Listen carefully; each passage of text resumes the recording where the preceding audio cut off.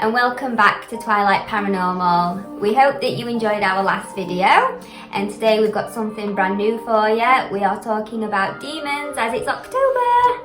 Spooky time! If we could sing, we could... I put a spell on you! Yeah, like I'd like to sing the... Little children, take you away. You can into the light of winter. Yeah.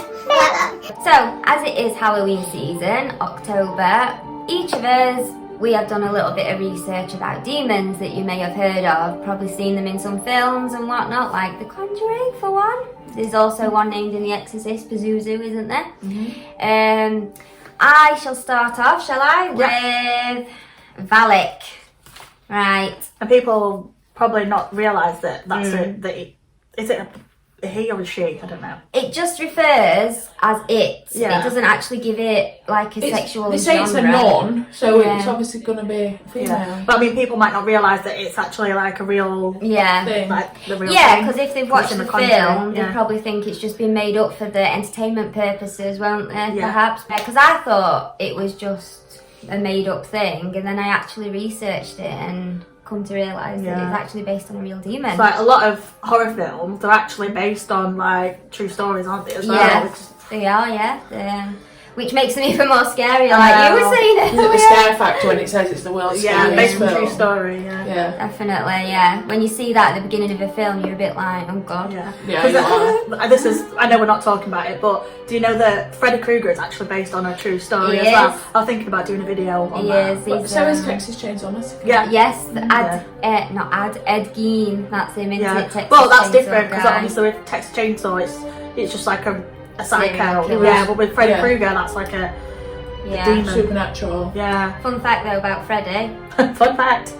maybe not a fun fact, but the director, obviously Wes Craven, he actually came up with the idea of Freddy from a bully that bullied Wes Craven in school, Oh. and that's how he like conjured That's him up where in he his thought mind. of him. Aren't you Freddy Freddy? Krueger, how are you? Do you know the whole rhyme? Yeah. Yeah. Better lock Yeah. your door. I used to love it. I'm going to start off with just telling you a bit about Valak that featured obviously in the Conjuring 2 film, and then it got its own film, The Nun, and I'm sure a lot of people have seen that because it is quite a recent horror film. It's scary. Yes, it is very scary. I mean, the nun, like as itself, is scary. Yeah, but it the is. demon, like, oh.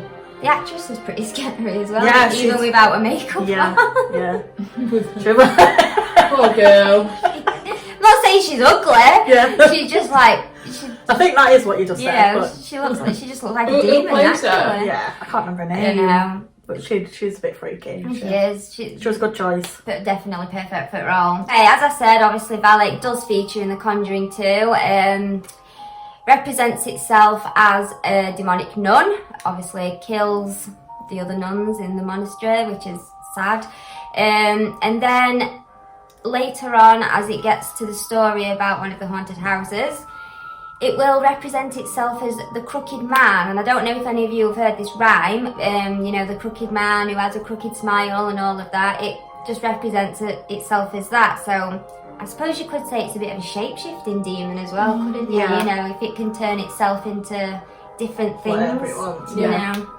And obviously it plays on people's emotions, plays on the mind, you know. Because Valak is a very ancient demonic feature, there is a book called The Lesser Key of Solomon which does talk about all the demons, ancient mythological demons and whatnot, and Valak is supposed to be one of the most powerful demons to have ever been known or to ever been wrote down, spoke about, learned about, you know, which itself is quite scary, I think.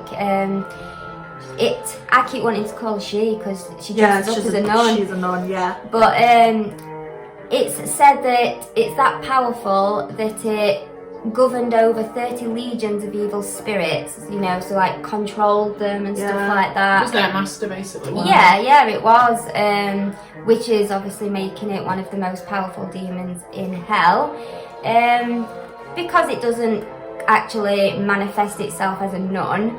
It is said that it's a child Ugh. with beautiful angel wings riding on a 2-headed dragon, and that's what Valak is meant to look like, which is pretty freaky. The only thing that could be scarier than a nun is a child. Yeah, definitely. I know. A child that doesn't sleep. Yeah. So yeah, that's a bit weird in itself. But you know what? I mean, what do you guys think about Valak and how you see it in the films manifesting? For me personally, it freaked me out. I couldn't sleep after watching The Nun. I think, you know, like the Conjuring series, like all of them, Yeah. like the Conjuring world, that I think they've done such a good job. It is scary. Yeah, It is, and we love scary films, We don't do, but I yeah. think they've done it so well. made it true as possible. Yeah, 'cause And- They're probably the best ones ever made. Really. Yeah, I I think so. Like, it just gives that ultimate scare factor that people are looking for when they're watching a horror film. Yeah, aren't they? like Hi guys, it's Leanne. I'm just editing. I just quickly want to say, keep an eye on the statue that's in between me and Lauren. You can see that it does move from facing forward to turning all the way over to looking at Lauren. We're going to do an extra video explaining what happened. the suspense in the Conjuring films, I think Yeah. it's brilliant, because that's like the scariest bit, I think. It's Yeah. very realistic as well. It's not as if Well, it's it been. is. I like Paranormal Activity. Yeah. Oh, But I that think scares it's me as not well, that actually. realistic, really, is it? No. Where I mean, some parts of it are realistic, but then there's Yeah. other parts, and you think, what a load of fucking twaddle this is. Yeah. Where The Conjuring is just more. It would something like that could happen. Yeah. You know what I mean? Key Like- to the theme, Do you know, don't they? Yeah. is it the first Conjuring, the Perrin Yes. family?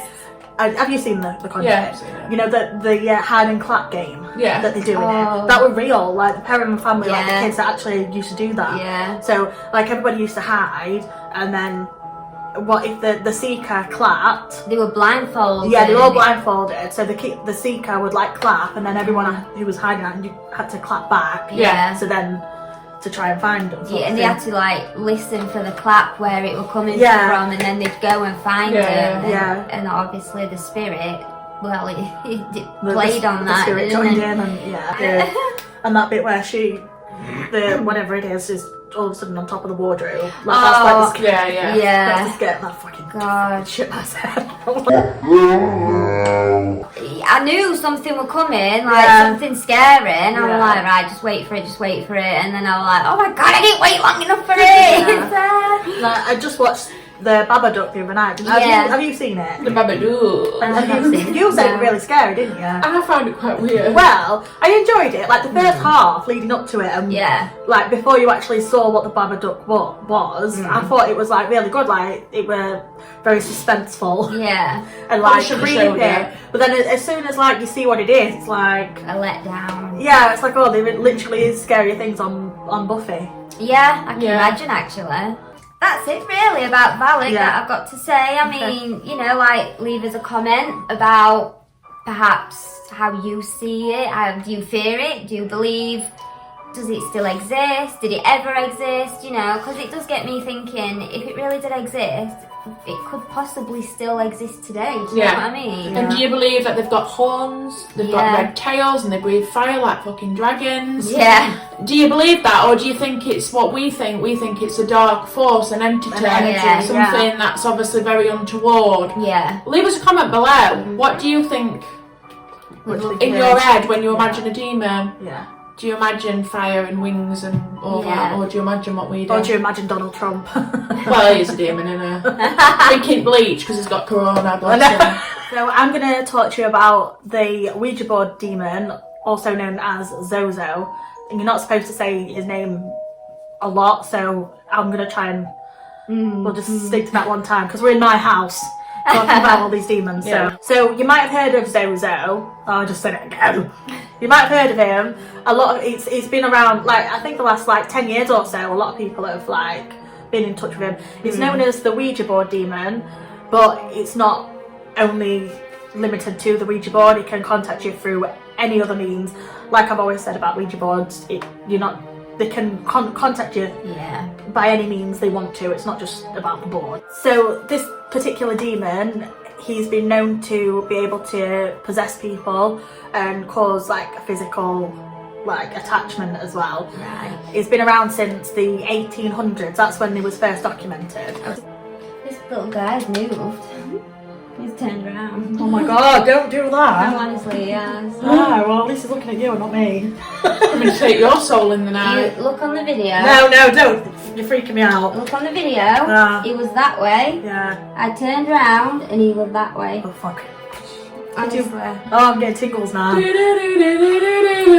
I'm not kidding. I placed him. Yeah, you did. Like So that, you're didn't facing I? it. I'll have to look back on the video. Yeah. Zozo. Don't say his name. Sorry, It mate. might cause it chair though, but how's he turned all that way with Yeah, because chair? I'm not. If I move, Does it like his name to be called, does it? Well, does it that's him it. Like makes him. attracted? And, Yeah, he like hears it. It's like, Yeah. oh, someone say my name. So then he'll come forth. Yeah. Keep an eye on that fucker though. Yeah. Fucking flies away. Well, can you imagine?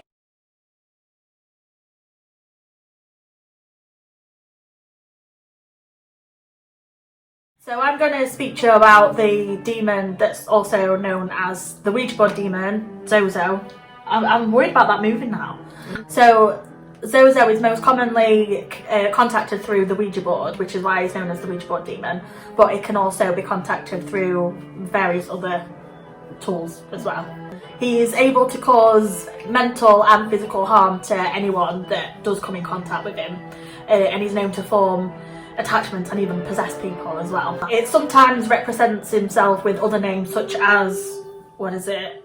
Obviously Zozo, Zosar, Zarzar, Zo, and Mama. And this particular demon has been around for hundreds of years, like even first encounters dating back to, well, the first recorded encounters dating back to the early 1800s as well. People have also encountered him through, you know, we've not really done it, but like through hypnosis and a writing session as well. Have you ever done I've heard about it, I've writing never sessions? done it. Yeah. I wonder if my mum would be any good at that. In 1806, a girl from France fell victim to an extreme possession. She became a vessel for a number of different demons, like quite a lot of demons inside her, including Zozo. When Ouija boards became popular in the 20th century, reports of Zozo were appearing like all over the world. Thousands of people saying that they'd encountered this particular demon. It had either stalked them, possessed them, or caused them actual physical harm. Yeah. So at first, it's like any other kind of demon, really. Yeah. It'll come across, like it'll come through the board as pretending to be someone. Someone like maybe a loved one that's passed away, or a friend, someone that you know. So you'll be talking to it and it'll like draw you in. So you think, obviously you think you're talking to a loved one and everything's fine, and then next minute it takes like a sinister turn. And then it can apparently get into your mind and your memories. So when you're asking a question, if you think, oh, only, you know, my grandma would know that. Yeah. He'd already know it. But because he can get in your mind, he know, you know, he can use that against you. So you think, oh, it is my grandma because she only knows that. Yeah. Like, side note, actually, when you're using the Ouija board, if the planchette starts doing like a figure of 8, that's known as the demonic. Yeah, it is. Something that a demonic person, It like is. demon, would do. That's very true. With Zozo, he tends to like make the board go in like A Z, Z, O, right. yeah, or like obviously going from one letter to the next, Z, O, Z, O. Yeah. In 1982, a paranormal investigator actually called Darren Evans had an encounter with Zozo, and he ended up having a complete mental breakdown. Zozo told him that he was going to take the soul of his daughter. The demon stalked and tormented his daughter until she actually ended up in hospital as well, and So both on a psychiatric unit. then they actually gave her an exorcism as well. That's giving me goosebumps. That. Yeah. What happened was, like, this guy Darren, he befriended Zozo at first, Right. and Zozo would tell him things like about like the other side, and like then like things like what would happen. So he became a little bit like obsessed with talking to him. Yeah. And then the next thing, obviously it's a demon, so it's Can't evil. trust Zozo. Yeah. And they say that it's so difficult to actually get rid of them, I and can imagine. I don't think because they're not just they're stronger, aren't they? They're stronger yeah. than just like Yeah, they're normal not just spirits. spirit. they have a lot more power and, like you said, stronger. And I don't believe they ever properly leave a person. I really don't. I think there's some remnants of them. Maybe not as powerful as a full, you know, being possessed or anything. I think if you think about the way I see it is all the negative things that happen in the world, all the awful things, all the nasty things. Think of it as a, you know, I don't know, like a mat. Yeah. Like a rock, you know what I mean? Yeah. And it's all the evilness is inside there. And that's basically what a demon is to me. Yeah. That's what I honestly think. I mean, it's like the Pandora's box thing, isn't it? You know, whoever, like the person who opened that, let out all the negative and evil things in the world, and that's how good and bad came around. Yeah. Pandora's box being opened and stuff, you know. So you think that like all sort of negative energy is just all bundled up together? Yep. And then that creates a demon? Yeah, and it makes them stronger. Yeah. But, and if they've got more negative energy in this wall, then they're going to get stronger and stronger and stronger. And Zozo obviously feeds off of a lot of negative stuff. Yeah. He's probably an entity that hung around people that are really negative and not very positive. I completely agree. Fed from it, got bigger, got stronger, and really became one of the most powerful demons in the world. That's a really, really good point, that, because what do people say, you know, if people think that like there's an entity attached to them, be like, is anything significant going on in your life right now? It's always something negative. It's like causing you to be down, depressed, and a lot of times people will be like, well, yeah, you know, I've just broke up with my partner, or like, you know, a parent's just died or something like that, and they'll be like, entities feed off your negative energy, and like spirits feed off the positive stuff, don't they? The laughter and like the happy talking voices. Demons will look for your negative things in your life, when you're sad, when you're depressed, and when you're thinking negatively, won't they? I know it like it's a touchy subject, suicide, but it makes you wonder if that's got anything to do with the demon. Yeah, because I think when you're feeling low, when they find someone that's feeling that low anyway, then the demon attaches himself to you. Then obviously it's even harder for you to get out of that negative mind. Point out though, if like, we do believe in depression is a real thing, don't we? You know, we're not saying suicide, we believe it's absolutely real. We're not saying it's all spiritual and stuff like that. Like, people genuinely have mental illnesses and stuff. We're not dismissing that at all. No, so you know, we're just basically just wondering, has that got something to if demons can like, if they tend to attach themselves to people that are feeling low. If you do happen to play with the Ouija board, and you because like we've always said, we don't think that Ouija boards only give out demons. Like, we don't think that at all. But you do have to be safe no matter what you're doing. So if you are using a Ouija board and the figure of 8 starts coming up, you need to stop it. Like, say goodbye. Use you know, your light, your ball of light, and have your crystals around. Even have some sage, and you have. Lauren, she's got a Ouija board. She keeps it in a shed outside, and you've got a circle of salt around it, haven't you? I do, because because I do take it on ghost hunts with us. I think most of the group have got Ouija boards. Actually. Yeah, mine's there. And to take mine outside. Whenever I use it, because I have physically seen it with my own eyes, I've used my own Ouija board with people I don't know who are guests on the event, and I've used it with friends as well. And I have seen things being wrote, so I know, you know, obviously I can't force people to believe what I've seen, but I've seen it, I've seen the evidence, I do believe it, so I put it in my outhouse with a circle of salt around it, and it stays there until the next ghost hunt. And by no means do we think you should go and seek out these demons we've been talking about. No, please don't. We have no contact with that type of stuff. If we come across what we think is a negative spirit, or well, not a negative spirit, but a demon, we'll send it on its jolly way. We're not going to mess with it. You know, we say goodbye to it and say to it, "Can you please leave now?" And then we don't usually play. It does, doesn't it? We've never had any like serious. Not yet. Not on his paranormal nights when I had like any serious demon activity or anything like that. But just please remember, this is very, very dangerous stuff. You know, it's not to be toyed with, is it? In any way, shape or form. And like I saw that the pound shop are selling Ouija boards. Yeah, that were ridiculous. I know. And it's difficult. It's difficult because I'm pro Ouija board. Like, I like the Ouija board, and everyone knows I like the Ouija board. But it's not a toy. Toy Master used to sell it like 20 years ago. Yeah, they're marketing it as a child's toy, and it's not. It's absolutely not a child's toy. Like, if someone bought my child that, even though I use a Ouija board myself, I don't want the child using it. What are you doing? Like, it's like, you know what I mean? With your Ouija boards as well, it was a Victorian parlour game. That is what they used to do to contact their husbands that had passed away. That's what I was going to say about that. Being Romany Gypsy.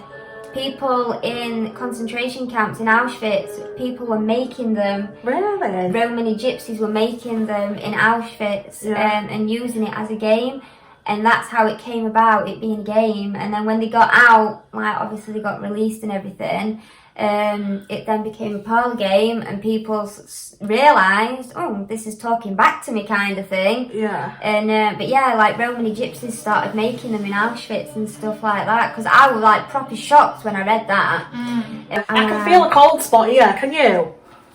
Like I can, like I keep getting, keep getting fucking... I have had goosebumps like the whole time we've been talking, to be honest, but I mean, I don't know if I'm like imagining it with that. Yeah, I really it's just don't. freaking you out. Like, we need to go back and check once we've done filming, but... Lauren thinks that this has moved. I'll show you what it is. It's the Grim Reaper. It's just like a Halloween decoration. It's the candle holder that I got off eBay. Yeah, but when we put it here, she thought she put it facing the camera. Yeah. But then we've looked at it and it's turned, like staring at Lauren. And like... And I keep getting goosebumps. Yes, and like, definitely. I noticed it when, like, I think you were talking and I was just looking at the camera. It's when I was talking about that girl. Yeah, and I just looked and I was like, you might see me, you know, as you play it back, like, go, and then look behind me, because that's when I noticed it and I was like, it's a bit strange. But I don't know, I can't explain it any other way, I really can't, like... But you can take that home with you. I know. Yeah, so you've got one more demon to talk about, and Yes, I'm sure you people will have heard of Lilith.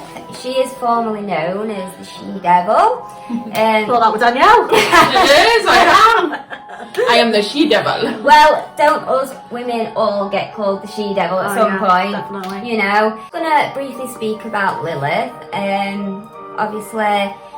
she does represent in mythology, and it's a lot of stories are written about her. Different kinds of mythology, you know, like Jewish mythology, and it goes like, well, you said Babylonian times earlier, didn't you, Danny? So, there's so many. It's just been like portrayed is just lots of different stories about her in like mythological times and Jewish times and stuff like that. You know, a lot of different religions believe lots of different things about her. Obviously, she is best known as the She-Devil, but she does represent chaos, seduction, and ungodliness.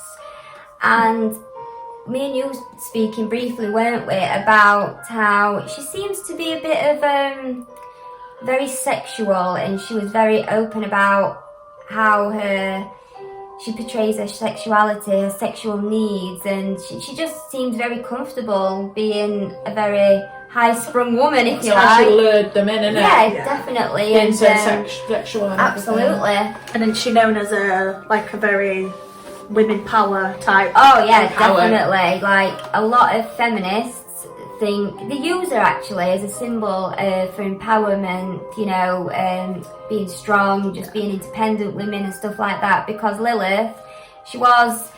Well, there's a story, I mean, like I said, there's lots of stories, but there is a story about her being the first dreadful wife of Adam. So you've heard of Adam and Eve, the Garden of Eden and all that, but she didn't want to live in the Garden of Eden, so she decided she's not going to bend to Adam's will and be dominated by him, so she left. When she did leave, she was forced to go back by the hierarchy. And when she did return, Adam had already got Eve by his side. So she left again, and a lot of people do see her as a very vengeful and hateful woman. Jealous. A little bit like a succubus in a way. That's how she seems to... Exactly. She does seem a very scorned woman. But one of the most interesting stories I did actually read about her was... now let me just look at the name. Jewish Halakhic laws stated that men could not self-masturbate, basically. It was a big sin to actually masturbate. And it still is. Yes. Yeah, don't be doing it. Yeah, because it was a sin, and Lilith took advantage of this. She would come to men at night while they slept, take advantage of them, violate them, force them to dream erotically. and then when they did masturbate, she would steal their seed, basically, their semen, their spilled seed as it was raw, and she would use it to make her own offspring. That's one of the more interesting stories about her. But, so where does she come from then? Is she like in hell? Like, because she doesn't sound like it was Babylonian times. She sounds like I would be friends with her. A long time She does. ago. I mean, she seems like a swell lass, really. She would be part of Twilight Paranormal. I was quite interested about how she looked, right?